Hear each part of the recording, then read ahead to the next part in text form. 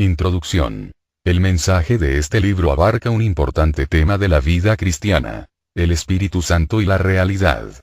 El libro demuestra, con ejemplos concretos, que lo espiritual tiene una realidad palpable, la cual se encuentra en el Espíritu Santo, que es el que guía a los hombres a conocerla. El apéndice que aparece al final de este mensaje se refiere a una enfermedad que afecta la vida cristiana: la obsesión. Expone el fenómeno, muestra las causas y a la vez nos indica la manera que Dios nos muestra para ser librados de ella. El Espíritu Santo y la realidad. Lectura bíblica. Juan 4, 24, 16, 13. 1 Juan 5, 6. Los hijos de Dios deben comprender que para el Señor todo asunto espiritual tiene una realidad. Si solo tocamos la apariencia, sin percibir la realidad, lo que tocamos no tiene ningún valor espiritual. ¿Qué es la realidad espiritual? Podemos decir que esta realidad es espiritual, no física. Por eso, aunque hablemos de ella, las palabras no son la realidad. Si bien la realidad divina se puede expresar en la vida diaria, las formalidades legales no son la realidad. E incluso, aunque también se puede manifestar en nuestra conducta, el esfuerzo humano tampoco es la realidad. ¿Qué es la realidad espiritual? ¿En qué consiste la realidad espiritual? El Señor dijo: Dios es espíritu, y los que le adoran, en espíritu y con veracidad es necesario que adoren. Juan 4, 24. La palabra veracidad también significa realidad. El Señor dijo: pero cuando venga el Espíritu de realidad, Él os guiará a toda la realidad. Juan 16, 13. Y en 1 Juan 5, 6 dice: y el Espíritu es el que da testimonio, porque el Espíritu es la realidad. Esto nos muestra que Dios es Espíritu, y por tanto, todo lo que se relaciona con Él, tiene que llevarse a cabo en el Espíritu. El Espíritu de verdad es el Espíritu de realidad. Por consiguiente, esta realidad espiritual tiene que estar en el Espíritu Santo, porque solo lo que está en Él es real. Esta realidad espiritual va más allá de las personas y cosas. Como podemos ver, el Espíritu Santo sustenta todo lo espiritual, así que lo que esté separado del Espíritu, viene a ser letras y prácticas, lo cual es muerte. Para que lo espiritual sea real, vivo y orgánico, debe estar en el Espíritu Santo, el cual nos guía a toda realidad. En consecuencia, lo que recibimos por medio de los oídos, la mente, las sensaciones o de cualquier experiencia que adquiramos sin ser guiados por el Espíritu Santo, no es realidad espiritual. Debemos tener presente que cualquier obra que Dios realice es efectuada por el Espíritu Santo, quien es el ejecutor de todo lo espiritual. Solo aquello que procede del Espíritu Santo es una realidad. Todo lo que se encuentra en el Espíritu Santo es realidad. Así que, cuando alguien lo palpa, toca la vida. La realidad y la vida van juntas. Por consiguiente, si alguien quiere conservar la vida espiritual, debe prestar atención a la realidad espiritual. Cuando uno toca la realidad espiritual que está en el Espíritu Santo, inmediatamente responde con un amén cuando otros la tocan. Y a la vez, en esto se produce una reacción interna y un amén cuando se relacionan con uno. Este es el significado de Salmos 42, 7, el cual dice: un abismo llama a otro. Podemos decir que la realidad hace un llamado a tocar la realidad. A continuación daremos algunos ejemplos concretos que explican lo que es esta realidad espiritual. Ejemplo 1. El Señor dijo a Nicodemo: de cierto te digo, el que no nace de agua y del Espíritu, no puede entrar en el reino de Dios. Juan 3, 5. Pablo escribió a los santos de Roma: ¿o ignoráis que todos los que hemos sido bautizados en Cristo Jesús, hemos sido bautizados en su muerte? Hemos sido, pues, sepultados juntamente con él en su muerte por el bautismo, a fin de que como Cristo resucitó de los muertos por la gloria del Padre, así también nosotros andemos en novedad de vida. Porque si siendo injertados en él hemos crecido juntamente con él en la semejanza de su muerte, ciertamente también lo seremos en la semejanza de su resurrección. Romanos 6, 3, 5.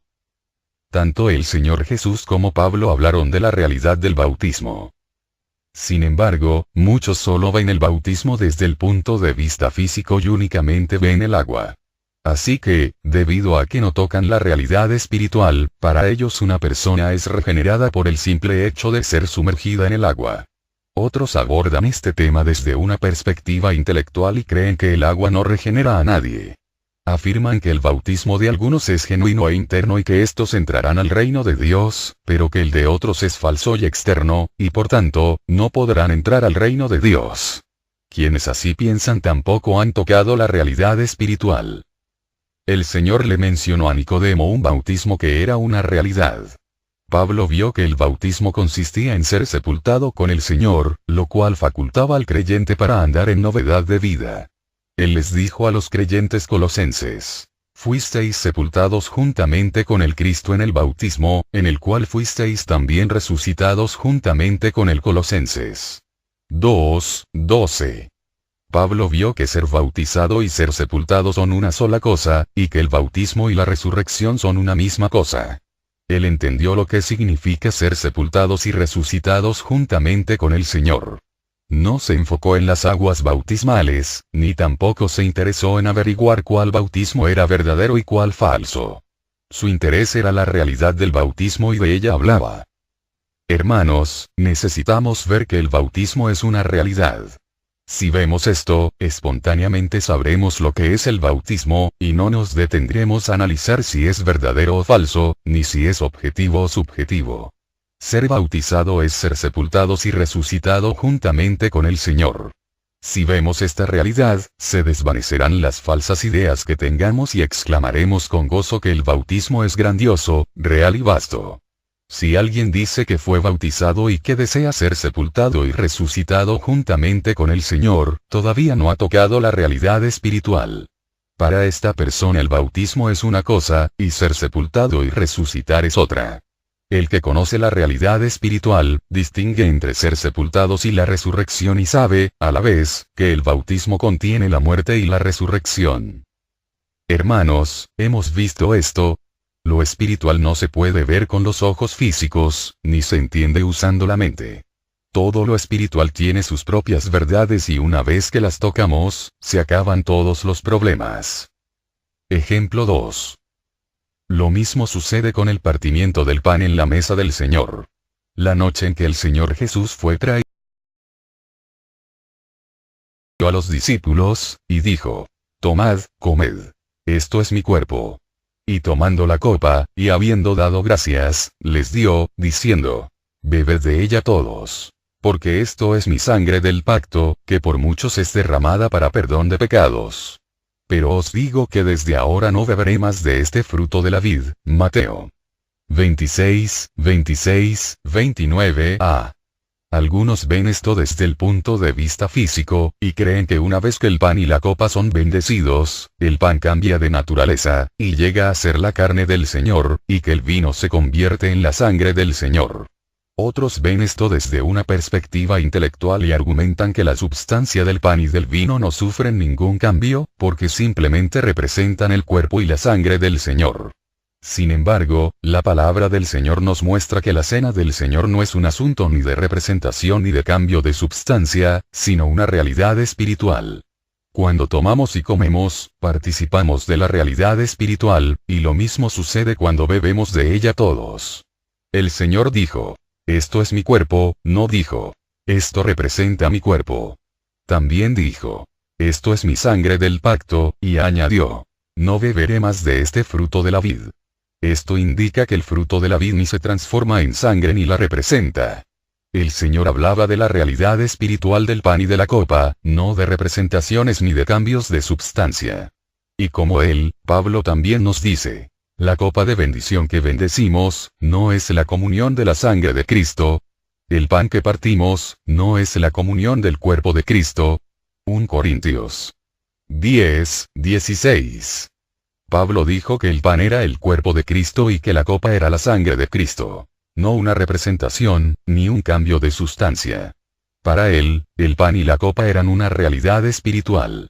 Después de esto Pablo agrega: siendo uno solo el pan, nosotros, con ser muchos, somos un cuerpo. 1 Corintios 10, 17, él no habría dicho esto si no hubiese tocado la realidad espiritual. Cuando uno explica algo, puede usar una descripción, una parábola, una narración o una figura retórica.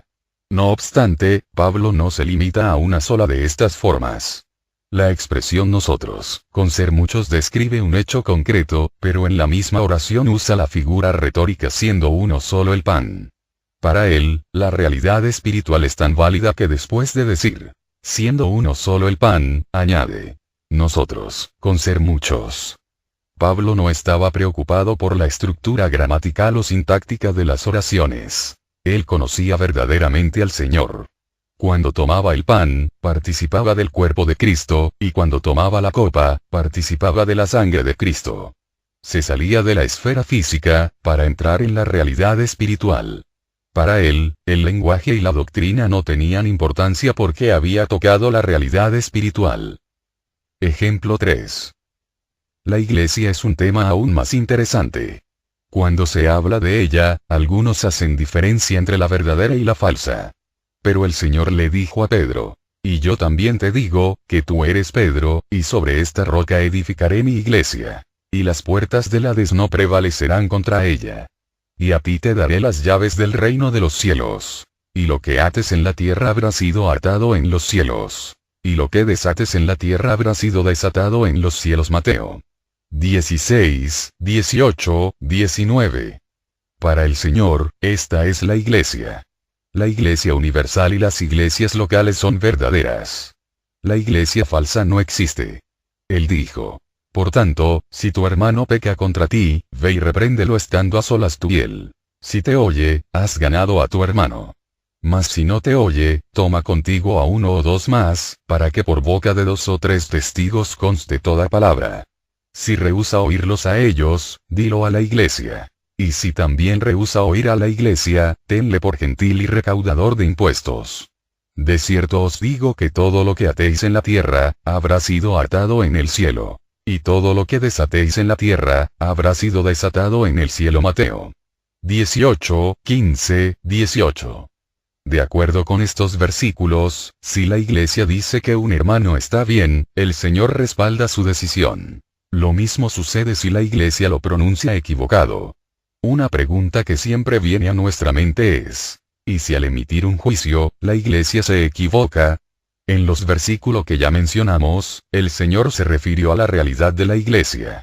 Cuando el juicio es incorrecto es porque no procede de la realidad y, por supuesto, no viene del Espíritu Santo, sino del hombre. Para el Señor la iglesia es real y nadie puede cambiar este hecho.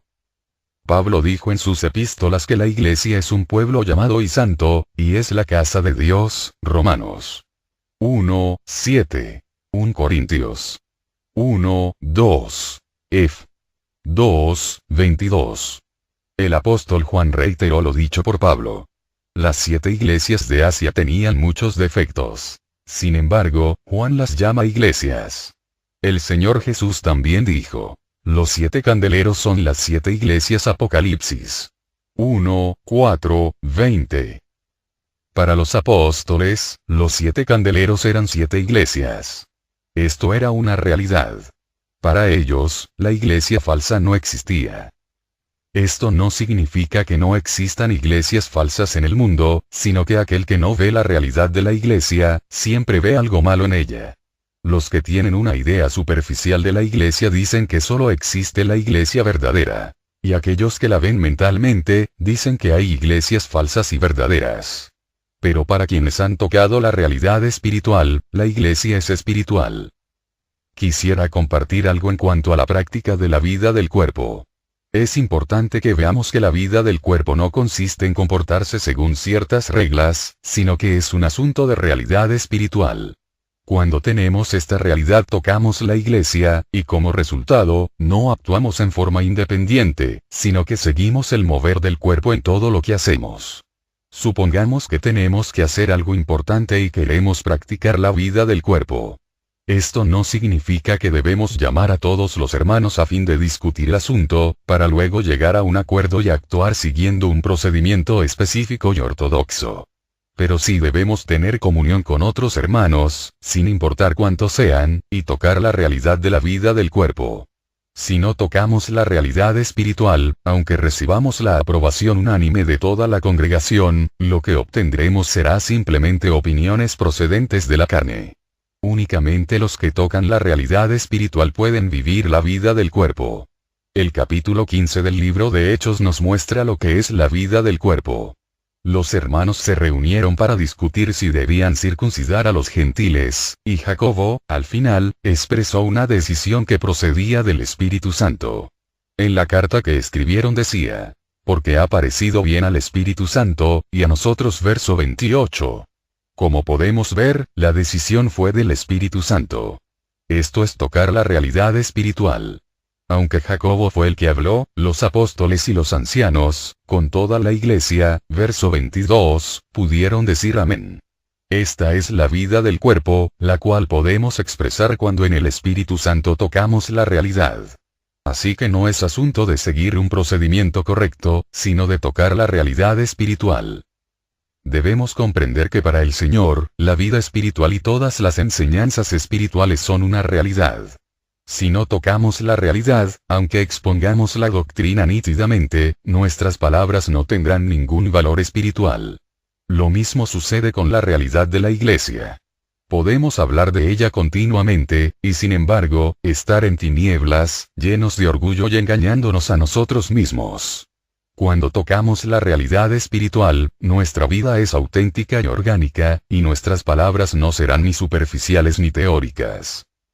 Una persona que toca la realidad espiritual, sabe si los demás también la han tocado y entrado en ella, simplemente al observar las acciones de ellos. Cuando una persona actúa siguiendo las indicaciones de la mente, la ley y los preceptos externos, sabemos que no ha tocado la realidad. Delante del Señor hay algo que la Biblia llama realidad. Cuando la tocamos, somos librados de las doctrinas, formalidades y pensamientos humanos. El bautismo, el partimiento del pan y la iglesia, llegan a ser realidades para nosotros. No simples ritos ni doctrinas. Ejemplo 4. Veamos nuevamente la adoración. En Juan 4 dice, Dios es espíritu. Y los que le adoran, en espíritu y con veracidad es necesario que adoren verso 24. Ya dijimos que la palabra veracidad tiene el mismo significado que realidad. El énfasis está en el espíritu. Sin embargo, también menciona la realidad. Los que adoran a Dios, deben adorarlo en espíritu. Solo lo que procede del espíritu es auténtico. No se debe adorar a Dios con las emociones, los sentimientos ni con la mente. La adoración a Dios debe ofrecerse en el espíritu y en la realidad. No hay otra manera de tocar la realidad espiritual.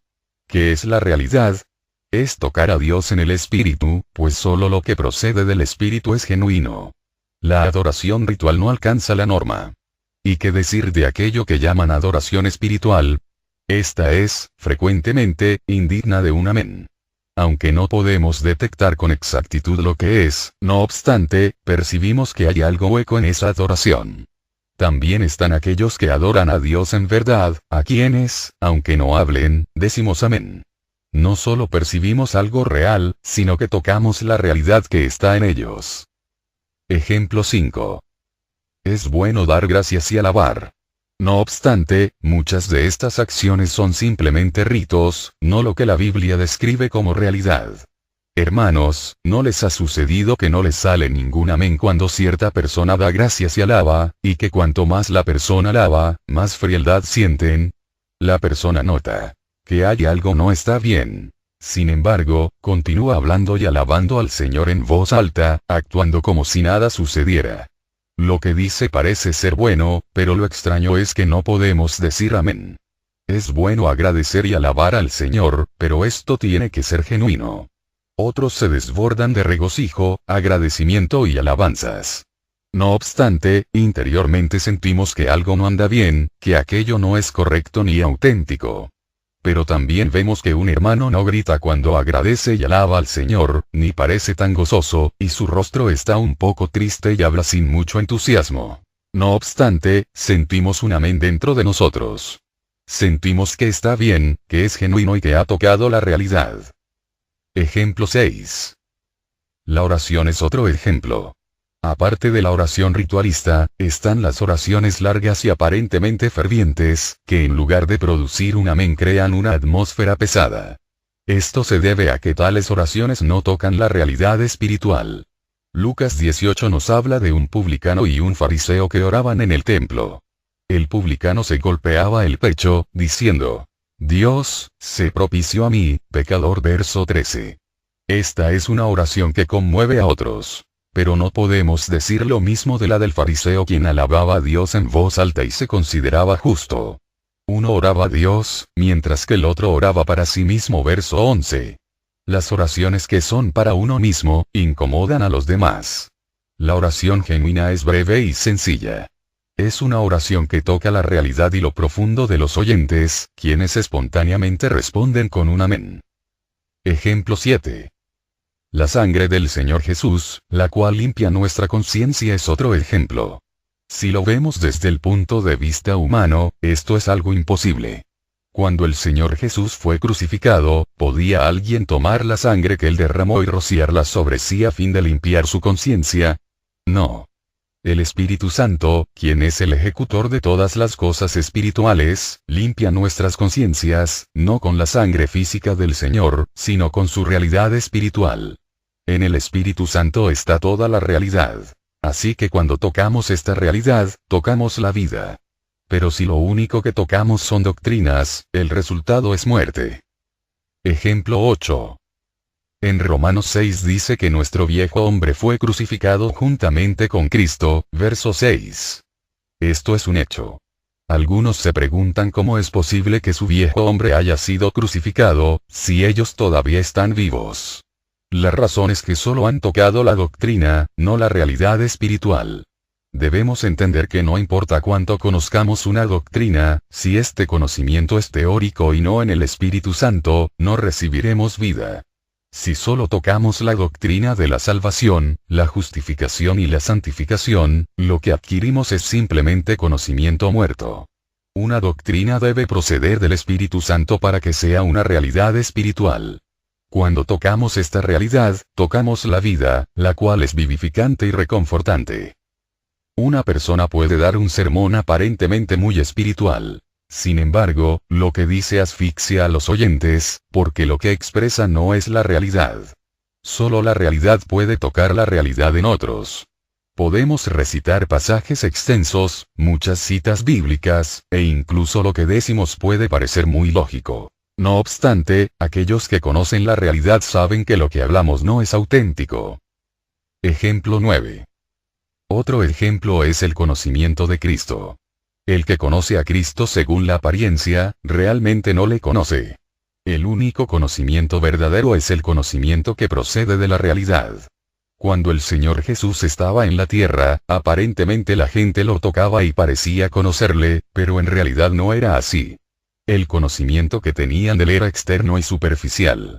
Solo aquellos que tocaron la realidad verdaderamente le conocieron. El conocimiento que ellos tenían estaba en el Espíritu.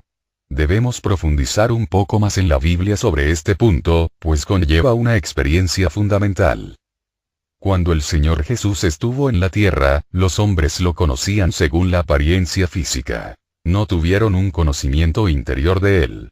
Examinemos lo que significa conocerle físicamente.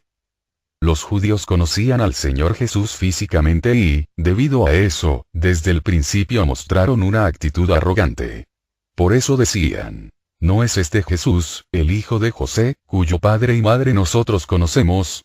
Juan 6:42. Ellos conocían a su padre y a su madre y por eso pensaban que a él también lo conocían.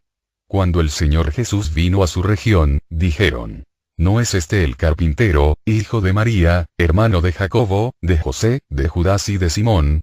¿Y no están aquí con nosotros sus hermanas? Marcos 6:3. No solamente conocían a sus padres, sino también a sus hermanos y hermanas. Pero, ¿conocían realmente al Señor Jesús? No, no lo conocían.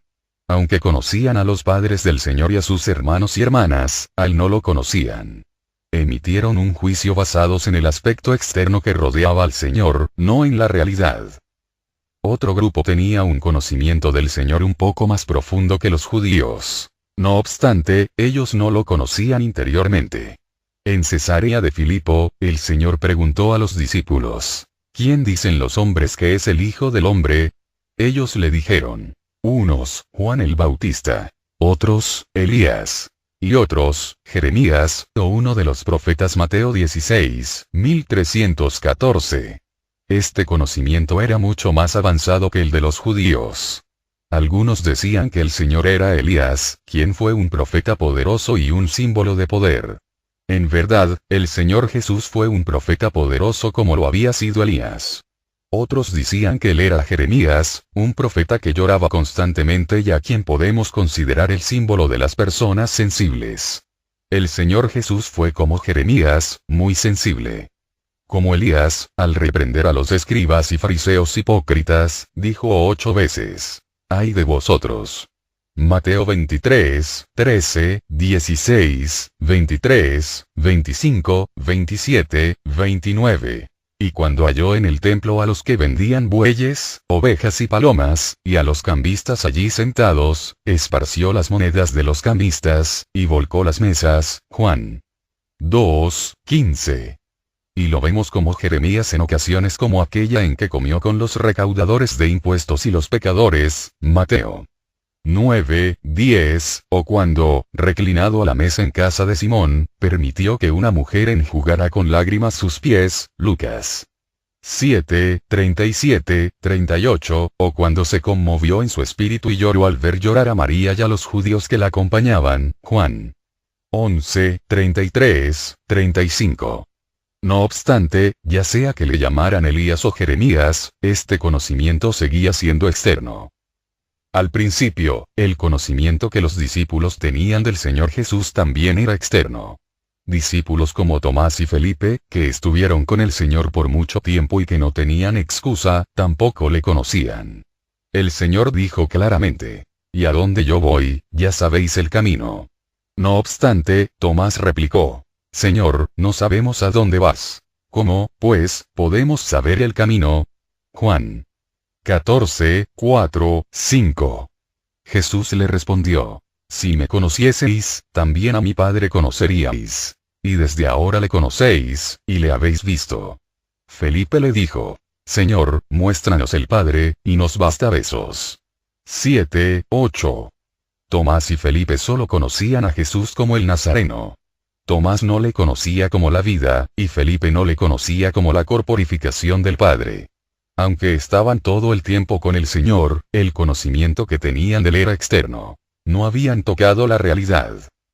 Aunque los discípulos conocían al Señor más que los fariseos, ya que él había estado con ellos por mucho tiempo, en realidad no sabían quién era él.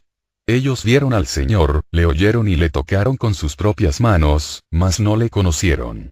Esto nos muestra que para conocer al Señor, necesitamos un órgano más penetrante que nuestros ojos, más perceptivo que nuestros oídos, y más sensible que nuestras manos. Cristo es la realidad, la cual no se puede discernir por su aspecto exterior. Un día Pedro le llegó a conocer internamente. Cuando el Señor preguntó: «¿Y vosotros, quién decís que soy yo?», respondiendo Simón Pedro, dijo: «Tú eres el Cristo, el Hijo del Dios viviente». Entonces le respondió Jesús y dijo: «Bienaventurado eres, Simón Barjona, porque no te lo reveló carne ni sangre, sino mi Padre que está en los cielos». Mateo 16, 15, 17. El Señor parece decirle: «Aunque me has seguido por mucho tiempo, el conocimiento que tenías en antes no era correcto. Pero ahora eres bienaventurado, pues esto no te lo reveló ni carne ni sangre, sino mi Padre que está en los cielos». Este conocimiento era verdadero. Sin revelación, aunque comiéramos, bebiéramos, camináramos y viviéramos con el Señor Jesús, no sabríamos quién es Él. Sin revelación, el conocimiento de Cristo es superficial, histórico y según la carne. Para conocer a Cristo de una manera verdadera e interna, necesitamos una revelación como la que Pedro recibió. Pablo dijo: «De manera que nosotros de aquí en adelante a nadie conocemos según la carne. Y aun si a Cristo conocimos según la carne, ya no lo conocemos así». 2 Corintios 5, 16. Pablo había oído de Cristo según la carne, por eso no tenía temor de atacar el nombre de Jesús de Nazaret, ni de perseguir a sus discípulos y castigarlos. Hechos 26, 9, 11. Pero después de que Dios le reveló a su Hijo en su espíritu, Pablo empezó a anunciar la fe que anteriormente asolaba. Gálatas 1, 16, 23. Él era un hombre diferente. Pablo tocó la realidad espiritual, y ya no conocía a Cristo según la carne. El Evangelio de Marcos narra la historia de una mujer que tenía flujo de sangre desde hacía 12 años. Cuando ella oyó lo que se decía de Jesús, vino por detrás entre la multitud, y tocó su manto, y enseguida la fuente de su sangre se secó. Y sintió en el cuerpo que estaba sana de aquella dolencia. 5, 27, 28. El Señor sintió que de él había salido poder, y por eso dijo: ¿Quién ha tocado mis vestidos? Sus discípulos le dijeron: ¿Ves que la multitud te aprieta, y dices: ¿Quién me ha tocado? Versos 30, 31. Aquí vemos dos grupos: aquellos que tocaban al Señor, y aquellos que lo apretaban. Los que lo apretaban solo podían tocar a Cristo en la carne, pero aquella que lo tocó en verdad. El Señor no sintió a los que lo apretaban, pero sí a quien lo tocó. Qué lástima que entre tantos que lo apretaban solo uno lo tocó. El Señor dijo: Y en verdad os digo que muchas viudas había en Israel en los días de Elías, cuando el cielo fue cerrado por 3 años y 6 meses, y hubo una gran hambre en toda la tierra. Pero a ninguna de ellas fue enviado Elías, sino a la ciudad de Sarepta de Sidón, a una mujer viuda. Y muchos leprosos había en Israel en tiempo del profeta Eliseo. Pero ninguno de ellos fue limpiado, sino Naamán el sirio. Lucas 4, 25, 27. Esta historia es similar a la de la mujer que fue sanada del flujo de sangre. No es un asunto que depende de la distancia ni del tiempo, sino de quién está apretando al Señor y quién está tocándolo. Si no tocamos la realidad, no cambiaremos aunque nos acerquemos y apretemos al Señor. Aquellos que conocen a Cristo según la carne, realmente nunca lo han conocido. No es posible conocerlo utilizando nuestros sentidos de la vista, el oído o el tacto, porque solo el Espíritu Santo imparte tal conocimiento. Sin el Espíritu Santo, aunque memorizáramos la historia del Señor, o lo apretáramos, escucháramos su voz y nos arrodilláramos para orar, no podríamos conocer la realidad de Cristo. Si no tenemos el Espíritu Santo, no podemos tocar la realidad del Señor Jesús. El Señor dijo: Las palabras que yo os he hablado son espíritu y son vida. Juan 6, 63. Por tanto, una vez que tocamos al Espíritu Santo, tenemos vida. Porque todo lo que procede de él es vida. Es imposible que uno no reciba vida cuando toca al Espíritu Santo. Tocar la realidad es recibir vida. Unos conocen al Señor por medio de otros hombres, y otros por medio de libros. Pero ya sea que lean o escuchen, el vacío está en que no tocan al Señor mismo. El Cristo que uno recibe al leer o al escuchar, no se puede comparar con el Cristo verdadero, a quien solo podemos conocer en el Espíritu Santo. Algunos creyentes se desaniman pensando que a pesar de haber escuchado mensajes por muchos años y de haber adquirido mucho conocimiento, nada de lo que han aprendido les ha servido. Es como si su fe no tuviera fruto. La verdadera razón es que no han tocado la realidad. Si tratamos de tocar a Cristo con nuestras manos, no lo lograremos. Recordemos que el poder del Señor sanó a la mujer que lo tocó, no a los que lo apretaban. Una multitud lo apretaba, pero solo una persona lo tocó. La eficacia de nuestra fe depende de si tocamos la realidad o no. Debemos entender que al Cristo encarnado lo podían tocar, ver y escuchar físicamente. Pero el Cristo que está en el Espíritu Santo, solo puede ser tocado por alguien que esté en el Espíritu. Tocar al Cristo encarnado es diferente de tocar al Cristo en el Espíritu.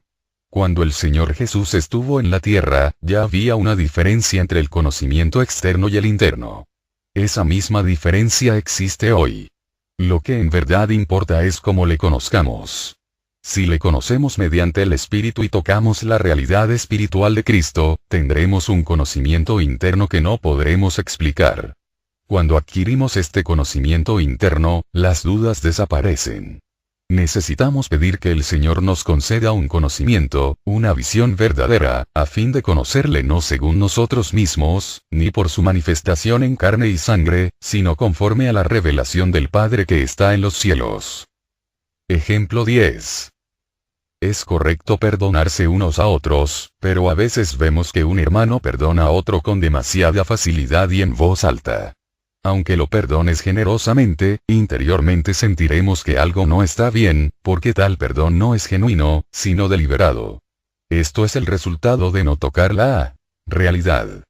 Otro hermano que es agraviado, se entristece y pierde el gozo. No obstante, piensa que Dios permitió que eso sucediera y perdona al que lo ofendió. Él no declara en voz alta que el ofensor está perdonado ni lo hace público, ni tampoco parece ser indiferente, pero perdona. Esta es la actitud de uno que ha tocado la realidad espiritual. Ejemplo 11. La humildad debe ser algo que deje una buena impresión en otros. Sin embargo, la humildad de ciertos creyentes es un simple esfuerzo humano. Aunque afirman que son sencillos, uno siente que es solo una humildad autoimpuesta. Colosenses 2, 18, 23. Dan la sensación que lo que expresan es fingido. Si fuera orgullo, sería fácil definirlo. Pero esta no sabemos precisar qué tipo de humildad sea. No podemos asegurar que sea orgullo, pero tampoco podemos afirmar que es humildad. Exteriormente parece humildad, pero no lo es. Hay otros que no se esfuerzan por ser humildes. Sin embargo, un pequeño comentario, o simplemente la expresión de sus rostros, ponen en evidencia nuestro orgullo y hacen que nos sintamos avergonzados. Nosotros sabemos que solo alguien así tiene algo de qué gloriarse, su humildad, y considera a los demás mejores que él mismo, y modestamente busca ayuda. Una persona así ha tocado la realidad de la humildad.